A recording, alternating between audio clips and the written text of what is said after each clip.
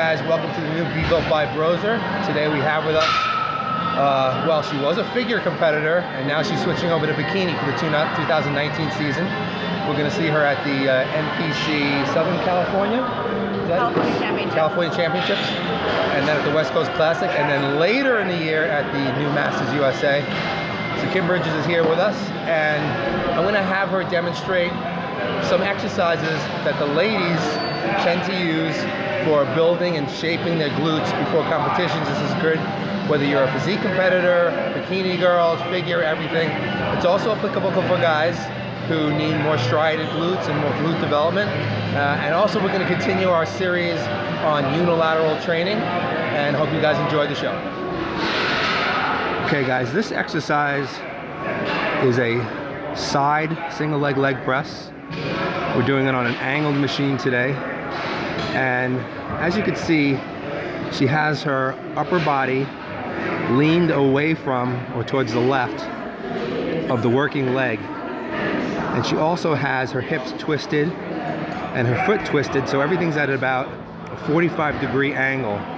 What this does is it shifts the emphasis onto the outer thigh, outer quad, or the vastus lateralis, and also very strongly activates the glutes, especially on the side. So it helps to harden and shape the glutes on the outer portion, which is very, very important, especially for bikini girls.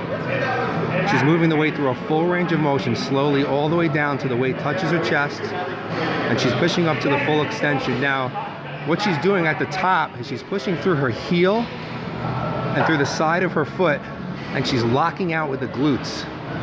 By the end of a set, you should feel a very intense lactic acid burn in the glutes and the side of the thigh, and this is one of the best ones you could do when trying to shape that rear end.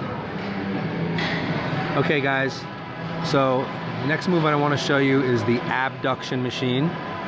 And again, we're working the outer portion of the glutes. This will help get that nice dent in the side of the glutes for girls in the bikini and the figure realm. It's also great for the guys who need to have striated glutes on stage, especially in the side poses like the side tricep and the side chest. Now I want to point out here, first thing is the way her feet are pointed in this movement. I'm going to show you on camera here how her feet are actually turned inward, and this is helping her push through the back of the heel, which will activate the side glutes a lot more strongly than if her foot was straight. Also, if you look at her torso angle, she's leaned slightly forward. That will also help to get a better contraction at the top of the movement. And as you can see, when she gets to the top, she's going to hold and squeeze for 1 second before releasing to the bottom. This is another great movement for shaping the side of the glutes, and very important for all you gals out there competing this year.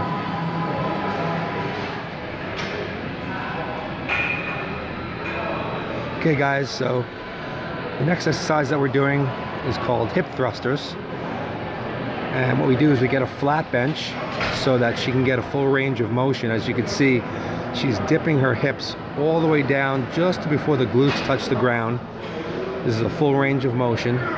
She's coming up to the top and she's squeezing, contracting the glutes as hard as she can. She's just balancing a bar across her body. You could do this also on a Smith machine. You could do this with a dumbbell or a plate on you as well. She prefers using the barbell. Another thing that she's doing is she's pushing through the heels. Again, this is very important towards working the glutes more so than pushing up with the quads. If she was pushing through the ball of the foot, she'd be using more quads than glutes. And this movement is just excellent for shaping the entire glutes all the way around and getting that nice glute ham tie-in at the bottom. Really, really great movement for bikini girls, figure, and anybody who needs more developed and more cut glutes. Okay, so the next exercise, this is a cable hip extension. This is really great for working the entirety of the glutes, and we're going to show you two different methods. The first one is using a straight leg and just kicking it back behind you using the power of the glutes and getting a good contraction at the top. As you can see, she's elevated the non-working leg on a plate just so she can have a full range of motion, and she's also leaning the upper body forward, but not too far forward. She doesn't want to be completely forward. She just wants to angle it forward the way she has now, and she'll get a good contraction in the glutes. Now she's going to do the next method with a bent leg. And this is a little bit more like doing it on a glute machine, but some people don't have glute machines, so this is a great alternative. And this will give you a different feeling in the way she's doing it, because she's actually using some thigh power and she's pushing through the heel to help assist the glute get that full contraction. This is awesome for shaping the glutes and getting that nice round tight look. Okay guys, so as I mentioned, we're continuing our unilateral training series today. We're going to do 2 movements for the chest. Again, why do we do unilateral movements? We do them because we are looking to equal out strength and balances on both sides of the body. We're also looking to isolate the muscles a little bit better because you get a little stronger nerve force when you do a unilateral movement. And this is good for any single body part you're doing. People don't usually do single arm chest movements, but we're going to show you a couple that we really like to do today. 2 different chest machines, and hopefully enjoy them and put them into your own chest workout. Okay guys, so the first movement that we're showing you for chest, we're actually doing it here on a hammer incline. You could do this on other chest machines as well that have single arm movement. And as you can see, Dave has his body turned sideways. Not completely 100%, but almost completely sideways. What we're looking to do here is actually target the muscle fibers along the sternum or the inner portion of the chest. Again, we're not isolating, we're just looking to target them. And by turning your body in like this, you get a much stronger contraction on the inner portion of the chest. Those fibers in by the sternum. He's not going too heavy, he's coming back, not trying to overstretch the muscle in this position, and he's focusing on getting a good hard contraction and squeeze at the top. Give this a shot. Okay, so the second unilateral movement that we're doing for chest is actually a single arm cable fly. This movement is excellent working on a cable system because not only are we going to have tension on the stretch, but we're going to also have full tension on the contraction. So we're actually working the entire pec all the way from stretch to contraction very, very strongly. We're doing this on a flat bench today. You could also do this on a decline or any incline from 30 up to about 45 degrees. Again, he's getting a full stretch at the bottom. He's got a slight bend in his arm. He's coming to the top and he's squeezing across his chest to make sure to activate those fibers in by the sternum. This is a really great finishing movement for the chest and great for contest prep. Give it a shot. Alright Biggie, this is Ask Merlin Monday and it's raining outside, so we're inside today. A rare day of rain here in Southern California. I was just going to say that. Alright, so what do you got today for questions? So we have a question from Rachel Whiting. She wanted to know, is carb depletion still necessary when cutting for a show? Or can someone diet all the way down with a higher macro of carbs? And if carb depletion is necessary, why is that? That's a good question, and it's something that, you know, I think ties into a lot of things that I've discussed over the years during the show, talking about people doing too much during peak week and sometimes messing up a good physique in the last couple of days.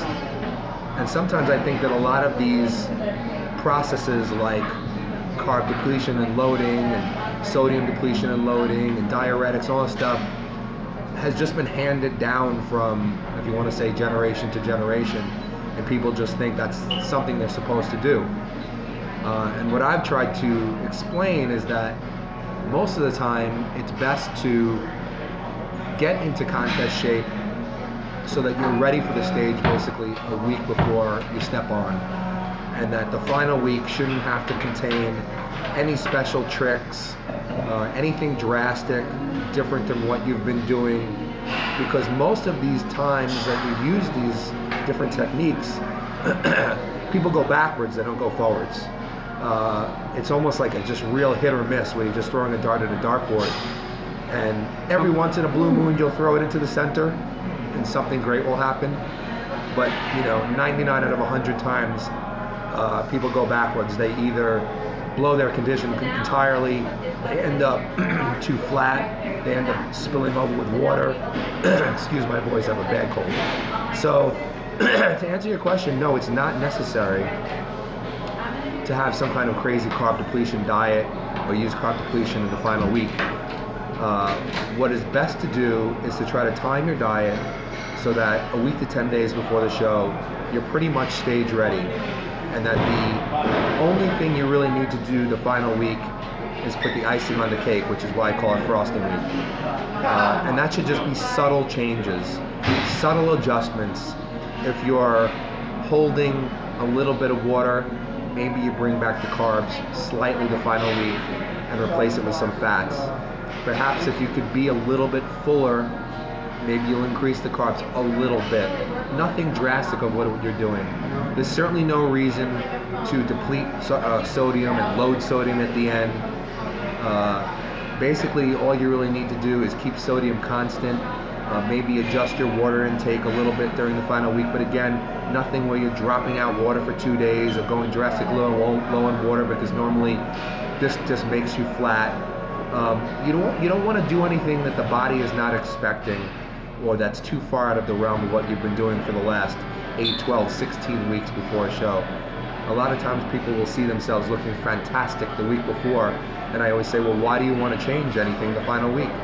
Just make very, very subtle changes or no changes at all and cruise into the show from there. So to answer your question, no, it is not necessary. Now, do I ever use it? Yes, I do. Sometimes I will use it, depending on what I see with an individual competitor, depending if I know I may have practiced carb depletion and loading with them during their prep, and I know they respond very, very well to it. This is something I may learn over time.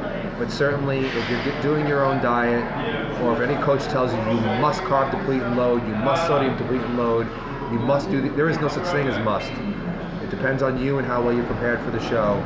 And going into a show, as long as you're in shape, like I said, don't try to target being in shape on the day of the show. Try to target being in shape a week before the show, so that final week there's nothing but small adjustments or no adjustments that need to be made, and you cruise into the show comfortable and in your best shape. All right, Marlon, what else you got? Richard Rivera asked me a question. I just want to mention that Richard Rivera was the winner of the last Lean and Mean Challenge by All Max, round 5. Woo! So congratulations again, Richard.